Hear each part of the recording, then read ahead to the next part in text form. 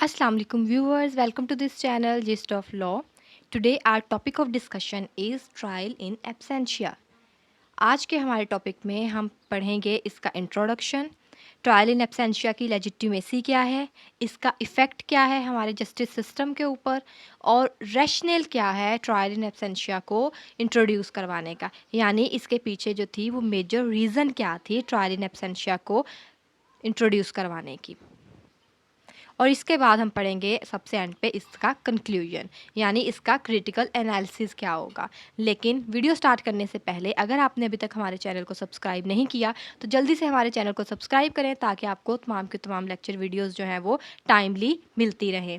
So start करते हैं हमारा आज का लेक्चर। सबसे पहले देख लेते हैं कि ट्रायल इन एब्सेंशिया का मतलब क्या है, ये होता क्या है।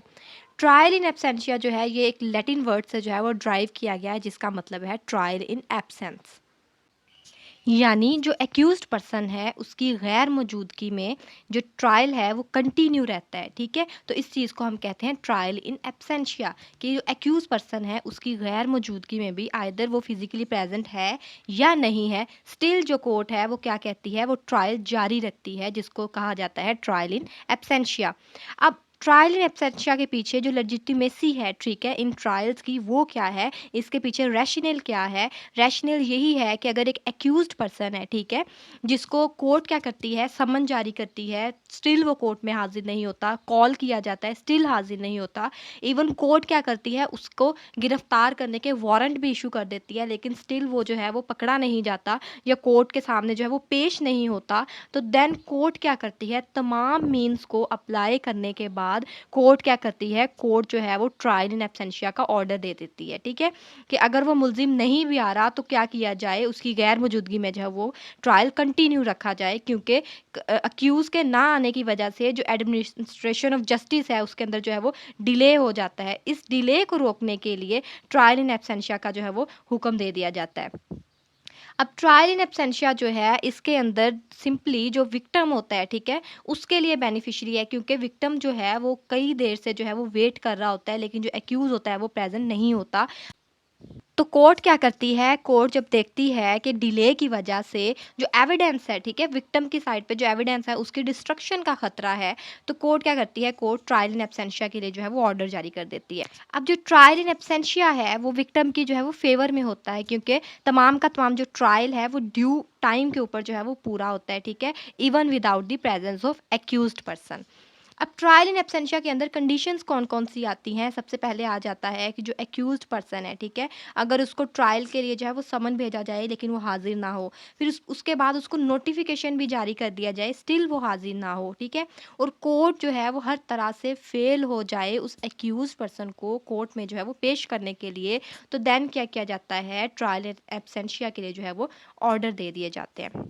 अब ट्रायल इन एब्सेंशिया के साथ जो प्रॉब्लम आती है वो यही आती है कि जिस तरह से विक्टिम को जो है लॉ क्या कर रहा है, प्रोटेक्ट कर रहा है, सेम उसी तरह से लॉ की ये ड्यूटी है कि वो एक्यूज्ड पर्सन को भी जो है वो प्रोटेक्ट करे।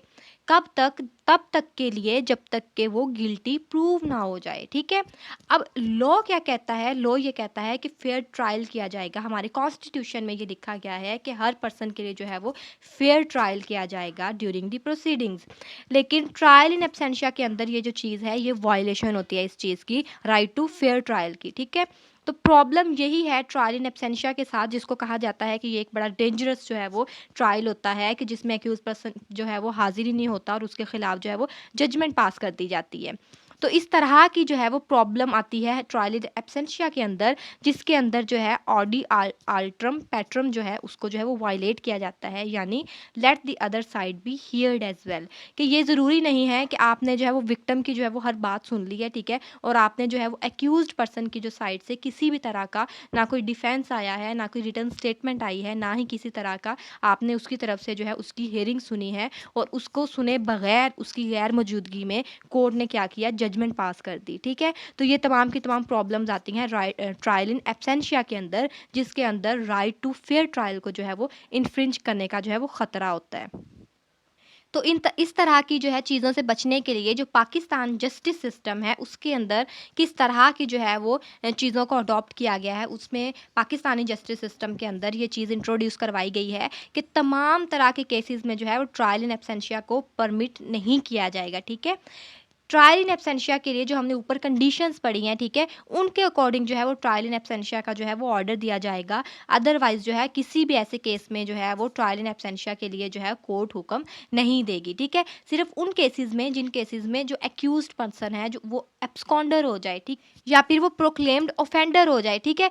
इन सूरत-ए-हाल में जब मुल्ज़िम जो है वो भाग जाए, किसी दूसरी स्टेट में चला जाए, देन क्या किया जाता है, कोर्ट जो है according to section 512 of CrPC criminal procedure code क्या करती है, ट्रायल इन एब्सेंशिया का जो है वो हुक्म देती है। अदरवाइज तमाम केसेस के अंदर ट्रायल इन एब्सेंशिया को जो है वो प्रिवेंट किया जाता है, उसकी जो है वो परमिशन नहीं दी जाती। अब ट्रायल इन एब्सेंशिया का जो एक कंप्लीट प्रोसीजर है वो दे दिया गया है क्रिमिनल प्रोसीजर कोड के सेक्शन 512 के अंदर। उसके सब सेक्शन 1 और 2 जो है वो कंप्लीटली जो है वो एक्सप्लेन करता है ट्रायल इन एब्सेंशिया को।